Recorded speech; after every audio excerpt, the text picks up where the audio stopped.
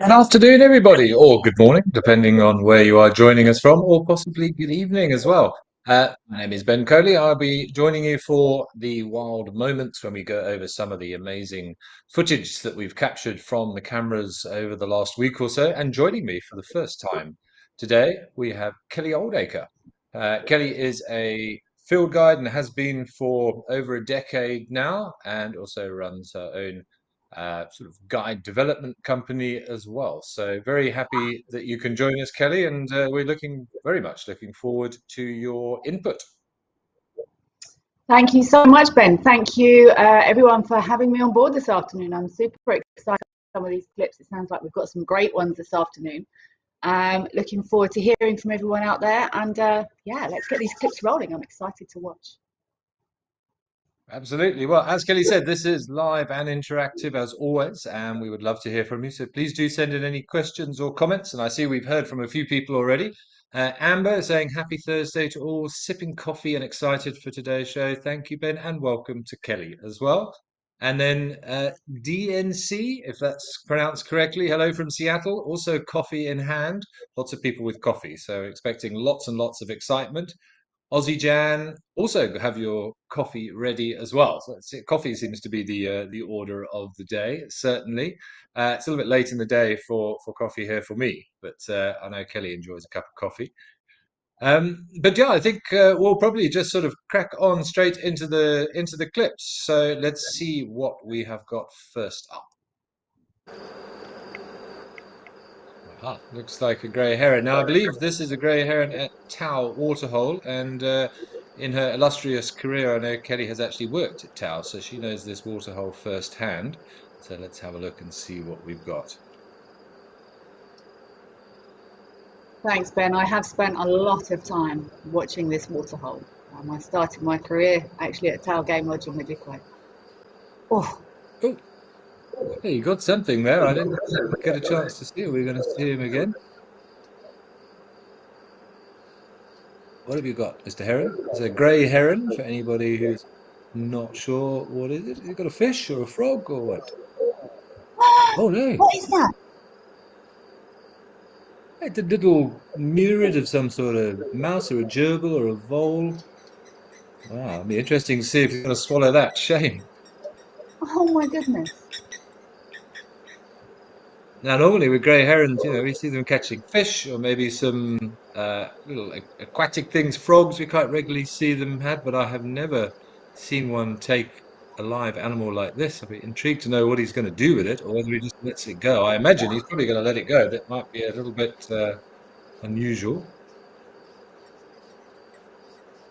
Well, this is traumatic. I would think it is for the little creature involved. Look, it's like he's holding his beak shut. Oh. Has he got it again? He got it again. It's like a little gerbil or something, bushveld gerbil or a mouse. It doesn't quite look like a mouse.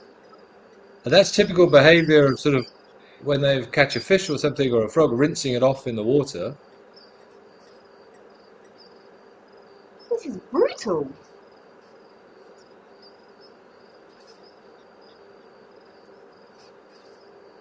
Now I wonder. No, surely not. I would assume that heron's just rinsing it like it would normal behaviour, but I don't think you would know that you could drown it. I would think so as well. I don't think the heron has thought, I know I will drown the mammal because it doesn't breathe water. I don't think they're going to go that far, but it does look fairly lifeless now. It could have also, of course, had its spine snapped with all the shaking around.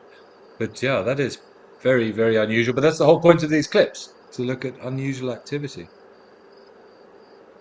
Wow. I'm intrigued to see if I'm he's going to swallow devastated. it.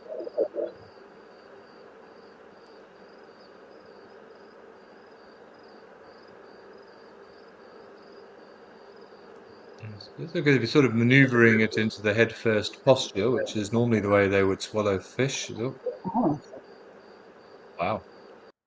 there's our answer. Um, well, I we never I'm cease to amaze shocked. us what we see on this, so this is the whole point of these clips. But I have never ever seen a grey heron. I've watched hundreds of grey herons hunting. It's a very common bird out here, and yes, fish and frogs and amphibians and maybe a lizard or something. But I've never seen one take a small mammal like that. That's pretty amazing. No, me neither. And I was fascinated. I mean, they don't shred fish, so yeah, flip it round and get it down, I suppose.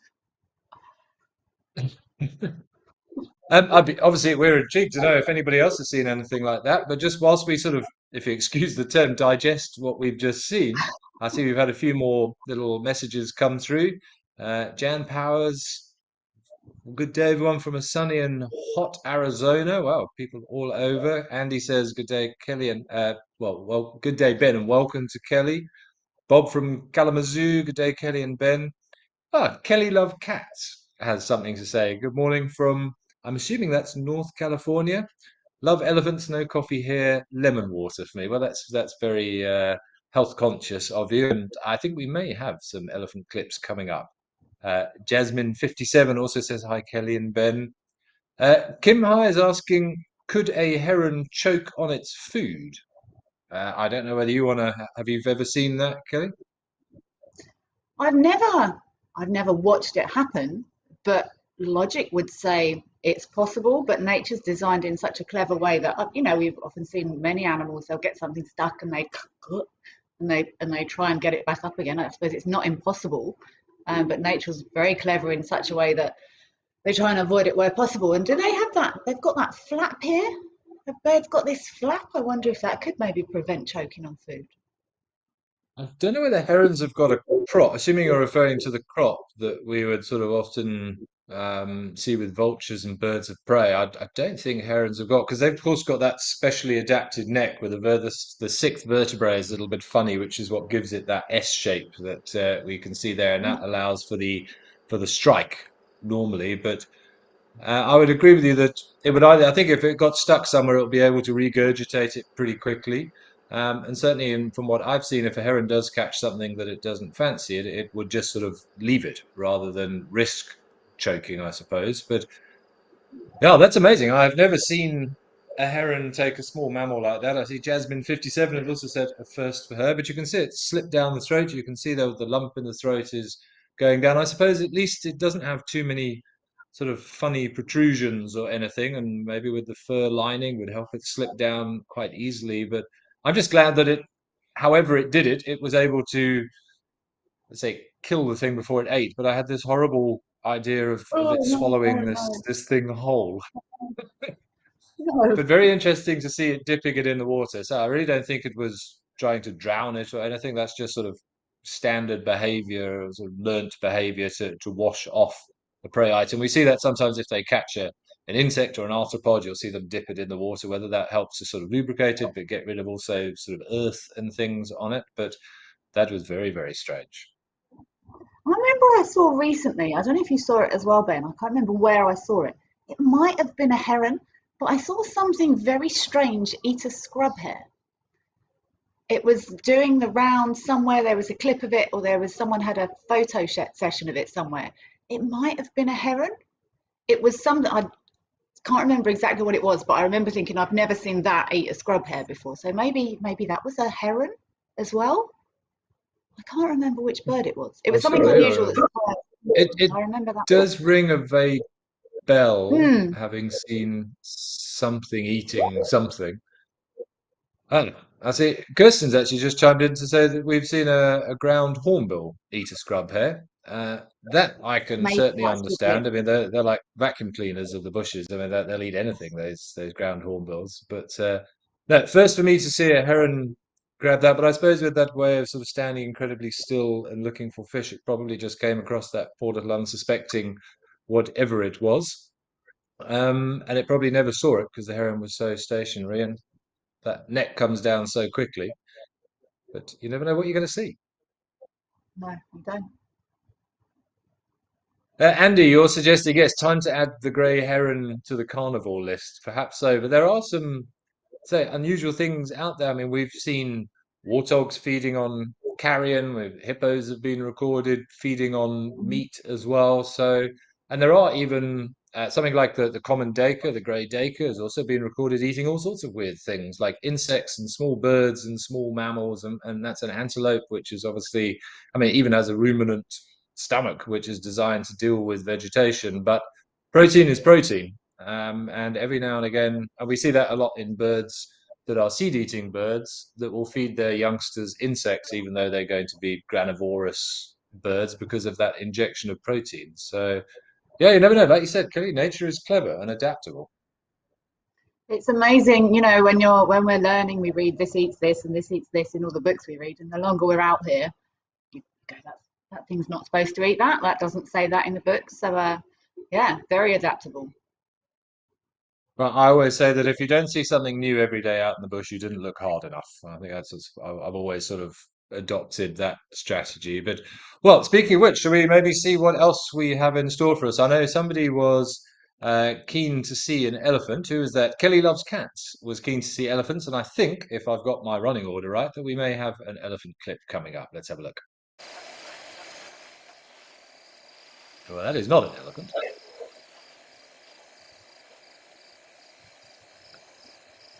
A little family of hippos or a pod of hippos. Ah, there we go. There we have an elephant. Looks like a young boy, typically causing a bit of trouble and just shoving the hippos around a bit.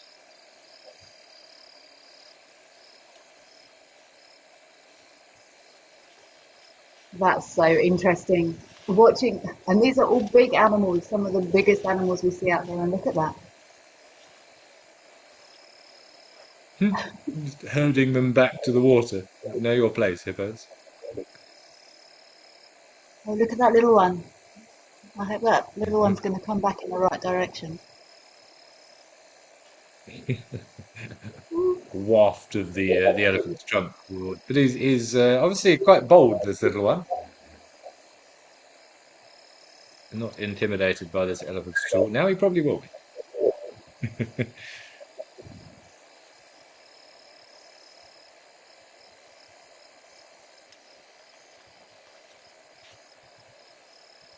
Kathy, amazing what we see on the live cams at night. You're right. It is fantastic the way these live night cams and the night images we can see on here because of these cameras. Yeah, it gives us a great opportunity to see things you wouldn't normally see. But I'm looking at this elephant. He doesn't seem to have any particular interest in feeding on anything. He's just being a classic sort of boisterous teenager. He's carrying something in his trunk. It'll obviously be some sort of what do we call it? The display that they do where they sort of throw things. I mean, most of us have had branches and leaves thrown at us, either on a vehicle or on foot. That sort of intimidation display, and it's quite normal for these young bulls. This looks like a teenager. It certainly isn't a fully grown bull.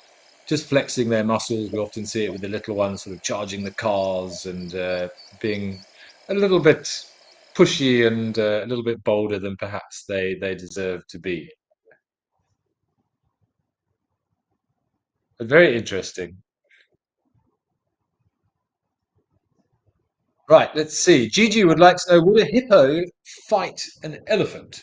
Well, Gigi, I've never seen an actual fight occur, but I have seen multiple times elephants harassing hippos and chasing them around. The hippos get a little bit funny sometimes sharing their water hole, and unfortunately, the elephant is bigger and will usually fight back and just chase the hippos. But when I was working in the Sabi Sands many years ago, we actually did one morning find a dead hippo, which had been run through by an elephant. We found two holes from the tusks in their side because hippos are so they can get quite aggressive, certainly, and he obviously picked a fight with something he couldn't handle. We don't know exactly what happened. We heard some strange noises that evening, but yeah, the next day we saw or found the hippo with two puncture wounds in its side.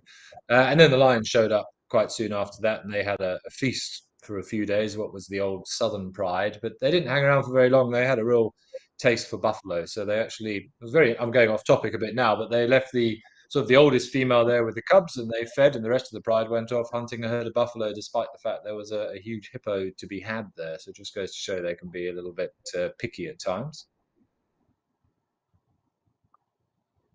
If the I know, choice is Kelly, do you there, have Some hippos have a bit of a standoff, or have you ever seen them get into a full-blown fight?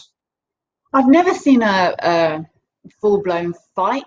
Um, Rhino, I have with elephant. Unfortunately, the rhino came off worse in that case again. You know, elephants are the biggest and baddest.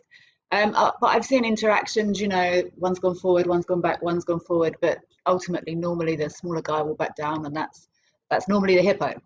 But that's interesting. I've never heard that sort of full evidence that that hippo was killed by an elephant. So that's very interesting. Yeah, I don't think I'm gonna say many times I've seen elephants and hippos sort of doing that a little bit more. A great elephant sort of chasing the hippo through the water. But as you said, I mean, the hippo is not stupid. Yes, it's potentially an aggressive and a very strong animal, but I think it knows that it's met its match. But you've got to love those young male or those young bull elephants. They all do enjoy flexing their muscles, certainly. I see we've had an interesting question come through, which might be of interest to a few people, from Lisa asking if the cameras that we use on these clips are fully automated. Well, no, they're not. We have what we sort of colloquially call zoomies, which are people that control the cameras. So they do watch the cameras and they will then follow the action. It will be quite difficult to have an automated camera to know where to look. But as we were saying, it's amazing what you see at night time. So much happens under the cloak of darkness that we're not privy to, and it's good to give the animals their privacy from game viewers following them round and everything else. So we have this amazing ability to watch stuff unfold that we wouldn't normally get to see. So maybe it was on this. Christy also says in Coral caught a hare, and then a tawny came and grabbed it. Wow.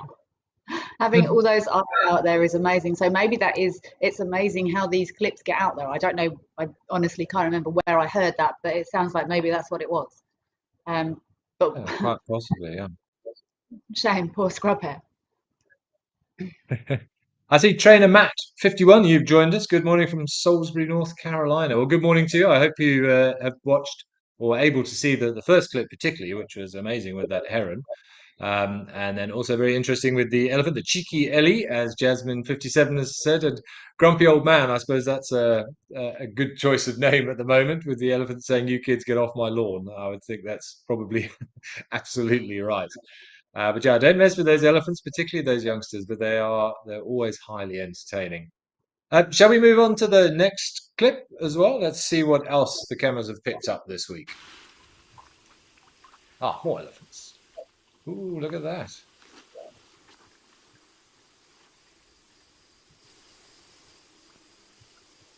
Wow, that's very backwards. It's not even to the side, is it? Seen some. I mean, there's the famous elephant who I'm sure a lot of our viewers know, Fang, who I've also seen in the sands a few times, and she has that quite long tusk going down and folding backwards, but that is particularly distorted. I mean, it's almost 180 degrees in the wrong direction. Interesting. Look at the way it's been sort of trimmed, almost as if she's constantly filing it down so that it doesn't poke her in the jaws. You can see a lot of use there, obviously adapting to that shape.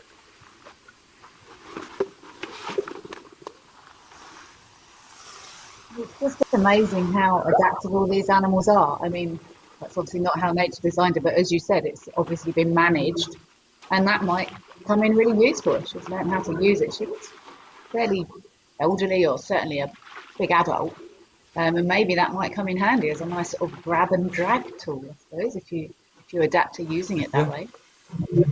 I'm actually just thinking, I would think she probably uses it for digging. You know, elephants often use their feet for digging up roots and bulbs, but as you said, that's a perfect, like it's like a hoe, or like a fork for digging up roots and things. So it's possibly why it's stained dark like that as well. Oh, wow, look at that temporal fluid there, Ben. Sure, that's full on leaking out. So that is, well, we call it temperin, more commonly associated with the bulls, of course, when they come into that reproductive must state where those hormones are released. But a lot of people will get confused that, well, I don't know that females also do secrete from those temporal glands on the foreheads there, and there is a lot of debate as to why females do it. The way I've always described it, and it was described to me, was that it just shows a heightened state of emotion. So we don't know what, Could be happy, could be sad, could be stressed. But I'd never seen it just sort of ooze out like that, where you can actually sort of literally see it dripping down the cheek. But maybe that's because it's night vision. It's we can see it in the dark, and maybe during the day that wouldn't be as obvious. I've never tried to watch an elephant's temporal gland at night time like that. So No, that's. I'm just trying to think. You would think with that happening, it was almost as if there was something happened. Maybe there was an incident off to the side that disturbed her, but she didn't show any obvious behavioral. I mean, she took a few steps back. But a nice thing about elephants is that they are quite emotive, and if she had seen something that had upset her, I would have thought we would have seen that in the body language. So yeah, but strange. But certainly the tusk, very unusual. I've seen some with say distorted tusks, whether it's most likely to be a genetic thing. And obviously we have some elephants with no tusks these days, and sometimes they get broken off, but that's probably the most extreme example of a disformed or a disfigured tusk that I've ever seen. I remember I actually saw I think there was at least one cow in Madikwe who also, similar to Fang, sort of going more out to the side rather than backwards. And we used to give her quite a bit of space. I don't know if you've ever heard it, Ben, but I've heard people say that females with these deformities in their tusks give them plenty of space. I don't know why they might be a bit more anxious or a little bit more grumpy or something, but I don't know if you've heard that in the past. But we used to give this female in Medusa, we'd say, I don't know if she had a name. We'd just, oh, that female's on that corner. Just, just keep an eye out for her.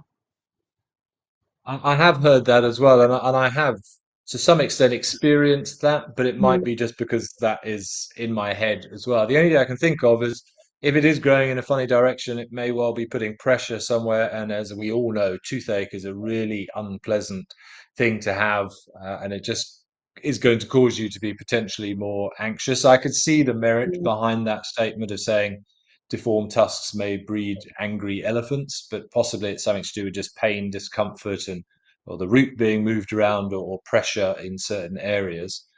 I see Next City has asked if it could be a result of inbreeding. Absolutely, yes. That is when you do get to see some strange genetic defects from inbreeding. It may just be one of those things. Um, but if it is a genetic thing, obviously the chances of that being passed down to another generation from that female is going to be higher.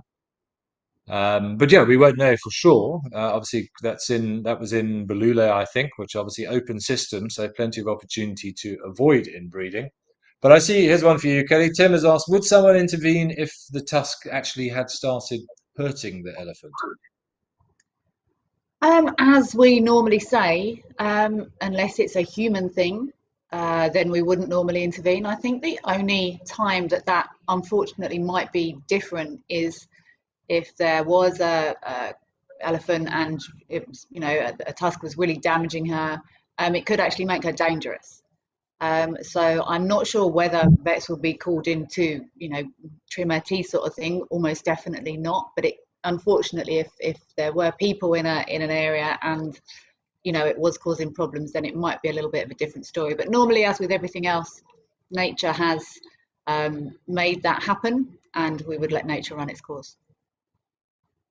Yeah, so the standard reply to that, unless you're in a specific game reserve that has specific standard operating procedures or something, or it is deemed a real danger, would be a natural problem, natural answer, man-made problem, man-made answer.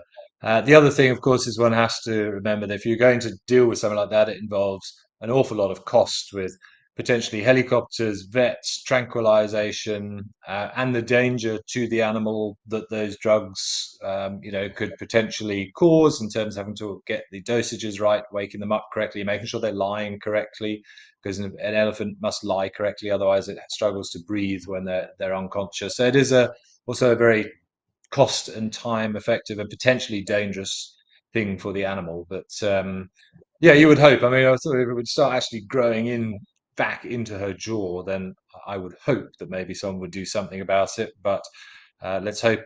I think that she is as we sort of said, highly adaptable. She will be Yeah. using it regularly in a way that works for her, and you can see there that it's being constantly trimmed down. And I think she uses it for digging, as you suggested. And in effect, she's learned to deal with it, which is very normal. We've seen elephants with trunks, things that have been lost in snares, and they always seem to Mm, come up with a way to still be able to function. They're highly adaptable and very intelligent problem-solving animals. mm. All right, well, I think we've got one more clip for you. We've had some crackers already this afternoon, so let's see what clip number 4 has to offer us. Little blacksmith lapwings. Oh, look at the babies.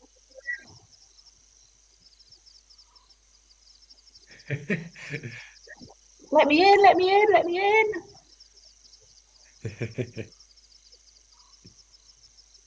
So this clip was taken at Nkoro, and I know we've been watching the nest, and we say nest because with a lapwing it is just a scrape on the ground for a few days, and I think it were yeah the chicks hatched over the weekend by the looks of it, so only a couple of days old, depending on exactly when this clip was taken. But lovely to see some tiny ones. How they even stand up on those little toothpick legs is a mystery.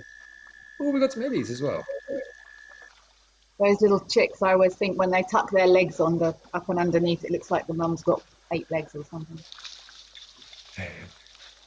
Okay, so it sounds like this was on Monday night, so got that 3 or 4 days ago. Oh no, look out, little ones! I'd be interested to see Oh if Mum does some no. display. Yeah, look at the display from Mum sticking the wings out, trying to chase the elephants away. Oh no! Run! Oh, Oh no! oh, Oh, that's horrific. oh my goodness.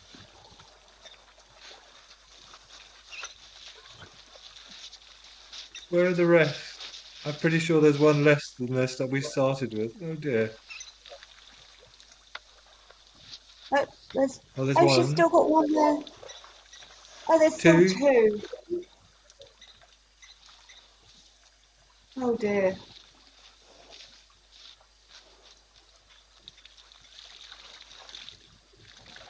Oh, well, I suppose it was quick. If nothing else. But yeah, well, that's the That's dangers sad. of having a being a ground nesting bird and not really using much in terms of shelter. And yes, those youngsters are very precocial. They're able to move around quickly to maybe avoid predation. But I guess they don't warn you about the dangers of getting. So I'm trying. I'm sort of caught between smiling and crying. I don't know because. But a shame. Well, as I said, at least it was quick. Tim, that was very sad. I It makes my heart go when I see that. I've seen so that's where these birds are supposed to have their babies, and I once saw there was an ostrich nest very close to a very busy waterhole in Madikwe, and you just put your head in your hands. I know that they nest in open areas, and that is an open area, but you think you know hmm, surely nature really. But no, it always makes me very nervous seeing those tiny little ones. We of course were watching that blacksmith lapwing nest on Juma for a while as well. Um, Heart in my mouth every time I went there. I remember also watching that same family there by Treehouse Dam, and I remember one time we were watching it, and there was a terrapin kind of stalking it from here. Mm. No, don't get too close to the water, otherwise the terrapin's going to come up and grab you. But yeah, shame. But you even saw the parents, whether it was mum or dad, because there's no real dimorphism in the adults there. But that classic distraction display, putting her wings out, bending forward, which is normally enough to sort of potentially drive off danger, but evidently the elephant was not bothered by that. And in fairness to the elephant, it was an accident. It certainly didn't do it on purpose. But yeah, shame, man. They're too cute for that to happen. That's quite distressing to watch. I saw once in another one of those sort of horrible, inopportune moments of timing, a chameleon crossing a road when I was in the sands once. You know the way they sort of do that Oh, that stagger, makes very my slow heart. motion. And then a rhino came along and was quite happily feeding, and this chameleon was sort of going underneath the rhino. And if you've ever watched a rhino, they're a bit like dogs. You kind of know when they're going to lie down. Sometimes the dog will turn around a few times. You can kind of tell when Oh a rhino is going to lie down, and it did. It decided to flop down, and the chameleon was no more. So it's not the first time I've seen a little thing become a cropper at something like that. But oh, that was quite distressing. I think that's going to haunt me for the rest of the afternoon now. The doing poor that little and thing. But at least the she was mouse thing that I'm gonna have nightmares tonight now. But it is amazing the stuff that we pick up. That's why these cameras are Hmm. so invaluable, and it's so amazing that we can bring these clips. And I would say we discuss them, but more often than not, we just go, "Well, we've never seen that before." But amazing that we can share them with so many people. But that was the last clip. And I don't know, Kelly, if you've got anything else to add. Otherwise, I think unfortunately we're going to have to call it a day after that. But for those of you watching, I'm sorry for any nightmares that this may have caused you. But as always, some absolutely fascinating behaviour captured. So, and it's so nice to be able to watch. I've never seen any of those clips before, and the behaviours I've also never seen. So, what an absolute joy to be able to watch them with everyone. Absolutely, every day is a school day. Right, I think that is unfortunately it. So, to everybody who's joined us, thank you so much, and thank you for all of your questions and comments. I hope you've enjoyed those clips as much as we did. There was some really interesting stuff that we witnessed there, and a big thank you to Kelly for joining us. Hopefully, we'll see you here again, and we hope you can join us next week for some more wild moments. Thank you. See you soon.